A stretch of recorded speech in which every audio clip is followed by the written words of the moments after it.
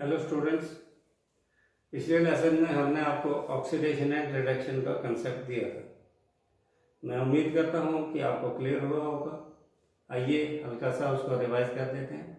मैंने बताया था कि ओल्ड कंसेप्ट था एडिशन ऑफ ऑक्सीजन और removal of hydrogen is called as oxidation.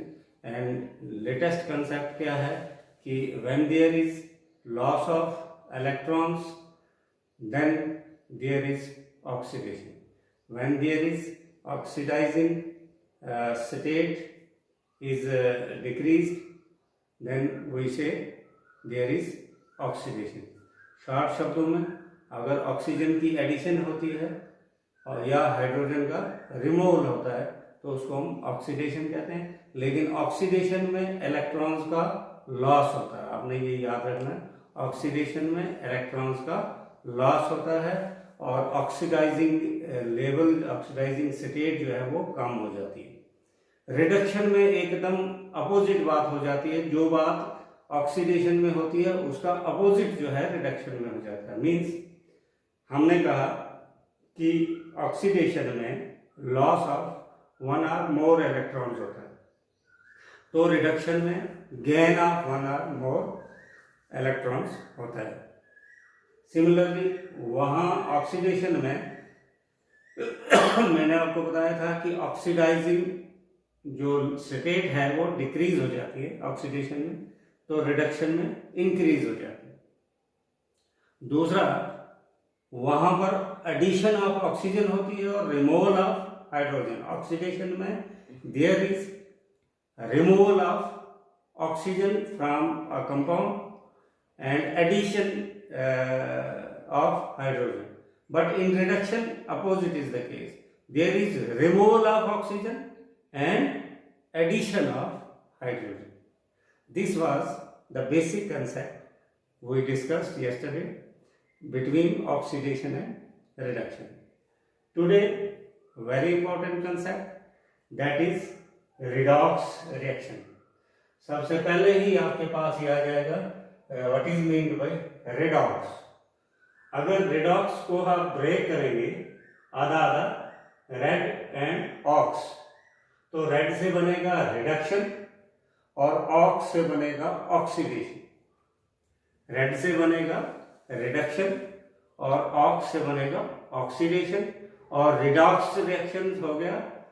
अब ये शॉर्ट करके लिखा हुआ है, बेसिकली ये है रिडक्शन ऑक्सीडेशन, और उसको शॉर्ट करके लिखा रिडॉक्स रिएक्शन। तो what are redox reaction? Those reaction in which there is oxidation and reduction occurring simultaneously. Now the question is, why there is oxidation and reduction in chemical reaction? First of all, let us explain that oxidation and reduction occur simultaneously. Now what is simultaneously means? Together, साथ साथ होते हैं। अगर एक में oxidation हुआ तो reduction भी होगा। Means these are two sides of a coin. अगर एक कंपाउंड में ऑक्सीडेशन हुआ तो दूसरे में 101% जो है रिडक्शन होगा, और अगर एक में रिडक्शन हुआ तो दूसरे में ऑक्सीडेशन होगा। ये लास्ट में मैं आपको बताऊंगा कि ऑक्सीडेशन और रिडक्शन जो है क्यों होता है, क्यों साइमल्टेनियसली होता है। अभी हम ये एक्सप्लेन करेंगे कि होता है oxidation and reduction simultaneously together, इकट्ठा होता है। आइए हम पहली इक्वेशन लेते हैं। Copper oxide when reacts with hydrogen it gives us copper and water H2O। गौर से देखिए, और यहाँ इस रिएक्शन को समझने के लिए, रिडॉक्स रिएक्शन को समझने के लिए आपको वही कंसेप्ट चाहिए ऑक्सीडेशन एंड रिडक्शन वाला, जो पिछले लेक्चर में मैंने बताया आपको, और आज भी रिवीजन करके मैंने आपको बता दिया। यहाँ देखिए, आप कॉपर ऑक्साइड के साथ ऑक्सीजन था। अब यहाँ देखिए, यहाँ ऑक्सीजन नहीं है। इसका मतलब कॉपर ऑक्साइड से ऑक्सीजन रिमूव हो गया, हट गया। और इसमें देखिए हाइड्रोजन यहाँ अकेला था रिएक्टेंट्स में, लेकिन प्रोडक्ट्स में आप देखेंगे तो यहाँ ऑक्सीजन इसके साथ ऐड हो गया, तो इसका मतलब यहाँ पर ऑक्सीजन का एडिशन हुआ है और यहाँ पर ऑक्सीजन का रिमूवल हुआ। इसका मतलब कॉपर ऑक्साइड में रिडक्शन हुआ, copper oxide is reduced to copper, whereas hydrogen is oxidised to H2। अब साथ साथ ही बता देता हूं कि ऑक्सीडेशन और रिडक्शन साथ साथ क्यों होते हैं। अगर इसने इलेक्ट्रॉन लूज किए तो गेन भी कोई करेगा ना, अगर इसने लूज किए तो दूसरा गेन करेगा, अगर एक ने गेन किए तो दूसरा लूज करेगा, इसलिए ऑक्सीडेशन और रिडक्शन साथ साथ होता है। दूसरी रिएक्शन देख लेते हैं हम।